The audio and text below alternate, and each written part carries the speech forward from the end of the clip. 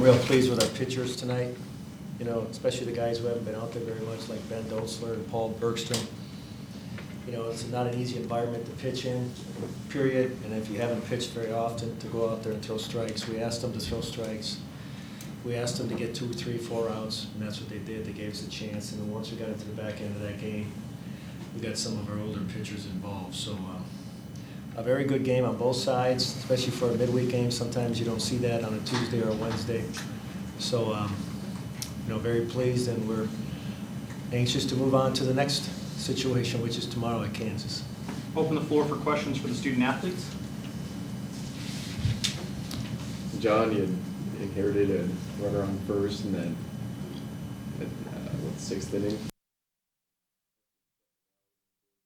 starting to put together some runs, and you kind of put a stop to it and pitched pretty well the next couple innings. What was kind of going through your mind when you entered that inning, when you knew the Huskers had momentum, and when you kind of shut them down? Honestly, when I came in, you don't really think about the guy on first base. It's just get the guys out that are coming to the plate and throw strikes. Which, early on, I wasn't really thinking about too much. Just get the ball in there. Then later on, I started getting a little more nerve-wracking, if I'm being honest. I was just trying to throw strikes, and I didn't do so hot. But when you get them in there, they weren't hitting the ball very well. Nobody was hitting very well today. Just kidding. But yeah, just get the ball in there, see what they can do with it. Yeah, Jack, what did you see on the pitch that you hit out? I was just looking for, a pitch to hit. Talked with Coach G before the game to simplify things, but, the end of the story is really about the pitchers, keeping them to 1 run. They didn't skip a beat over the series with Seton Hall. They got back to what they were doing. What did you talk to Coach G about? When you say simplify it? Yeah, instead of just overthinking things late in the season, we just want to, leave everything out on the field and not overdo things, don't think too much, and that's kind of what I was doing at the plate tonight. Remember what pitch it was? Was it fastball or? I think it was a changeup. Changeup. Take 2 more questions for the student athletes.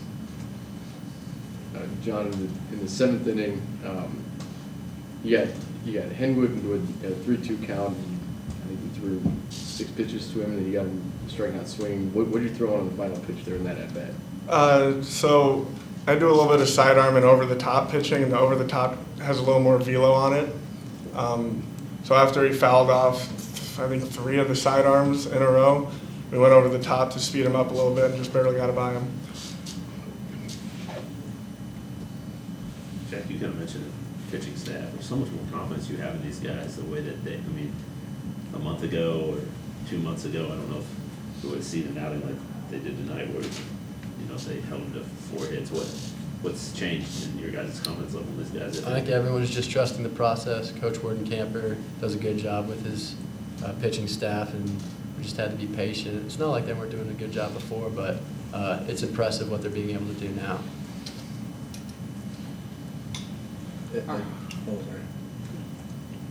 Last question for the student athletes. All right. Guys, thank you. Take questions for Coach Service. Get some rest.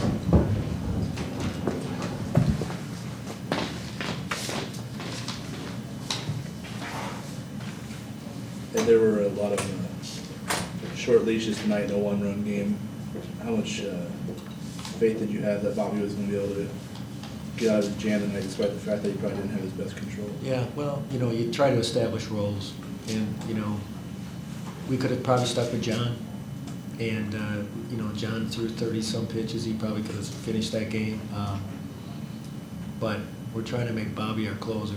We haven't had a lot of close games like this. This is, I think, the first 2-1 game. We had a 3-1 game Saturday, but it's good for us to play in these games. I mean, Bobby has to pitch in that. He's pitched a lot of 5-1 games, but it's a whole lot different being a 2-1 game in this environment against that team. So it was really good for him to wiggle out of it. I prefer not having walked 2 guys in a 9th inning, but we're trying to establish some roles. And John's kind of our setup guy, and Bobby's going to close games. Did you notice anything about the way he was able to get out of it tonight? It seemed like couldn't find the zone at first, and then it seemed like he was starting to find it a little bit. Well, you know what, he had trouble throwing his fastball for strikes. If you notice, he threw all sliders for strikes toward the end, so I'd like him to be able to at least be a two-pitch guy coming out of the pen. But, you know, I'm sure he would agree. He was a little jacked up tonight. You could just tell he was breathing a little harder, and he threw to first base one time when he didn't really need to. That's usually a sign that the pitcher's kind of a little anxious, you know, so. But we're gonna play in a lot more of these games. This is a typical Friday night conference game tonight. I mean, Jack kind of just jumped on a pitch, and it turned out that was the difference. And Jack's been struggling with at the plate, you know, and he you know, mentioned that he's trying to simplify stuff. He's been struggling a little bit. He's been putting a little bit too much pressure on himself. You know, he's a senior. He wants to have a big year, and you know, he followed that with another hit too. So we're hoping that this gets him started because, you know, we need his bat too. He's better than, you know, a 280 hitter at this level. What have you seen from Parker and kind of what he's been struggling with and kind of what he's been going through as of late? Well, Parker missed 5 games due to an injury. I mean, he got injured the last time we played Nebraska, so he's had limited at-bats since then. He had a big home run on Saturday. And it's going to take him a while. He'll be out there again tomorrow, and I hope by this weekend he's out in left field. And you know, he's probably not accustomed to DHing. It takes a certain mindset to do that, but he's a really good player, and we need him. You know, we missed him those 5 games he was out.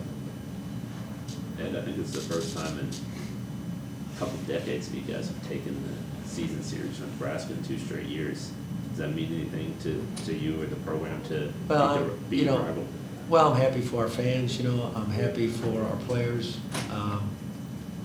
As much as we talk about it, it's not just another game. You know, I can say that 100 times, our players just kind of roll their eyes a little bit. They understand it's not just another game. And I was just happy we played well. And I think if we play well, we got a shot against a lot of teams. And I was just happy we played well. Sometimes we don't in this environment. We don't play well. We didn't play well a month ago here. We were flat. We were, you know, at times disinterested. And today, yeah, we didn't swing the bats like we're capable of, but we need to win these games too. Sometimes I think we thought we could only win 10-8, and we need to win 2-1, 3-1. We need to find out we can win those games too. So I'm just happy for the players that they played well, and we're on to tomorrow already, you know, which will be another huge challenge for us.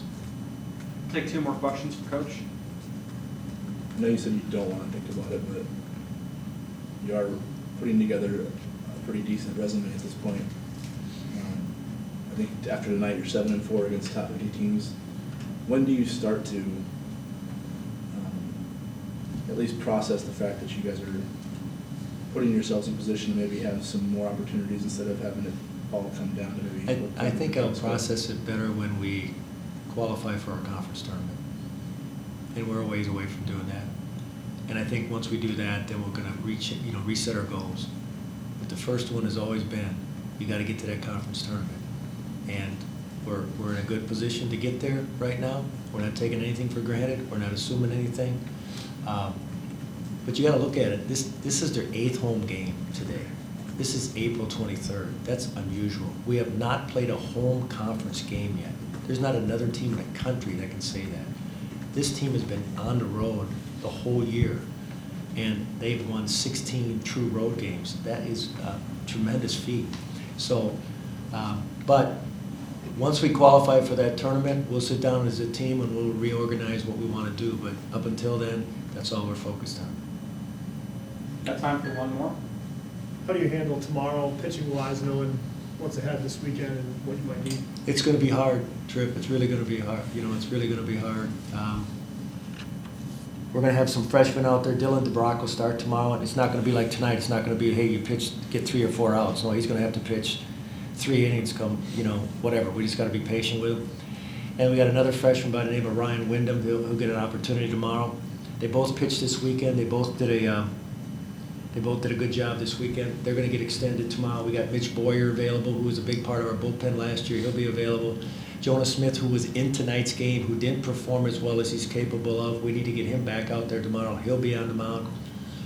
We still got Ryan Conley, a left-hander. We're actually in pretty good shape, considering we haven't played 2 midweek games this entire year. But it'll be it'll be interesting to see how the freshmen handle it, you know, because they've only pitched about 7 or 8 innings. And Kansas, it's gonna be warm down there tomorrow, and the ball's gonna fly, and it's on a turf field.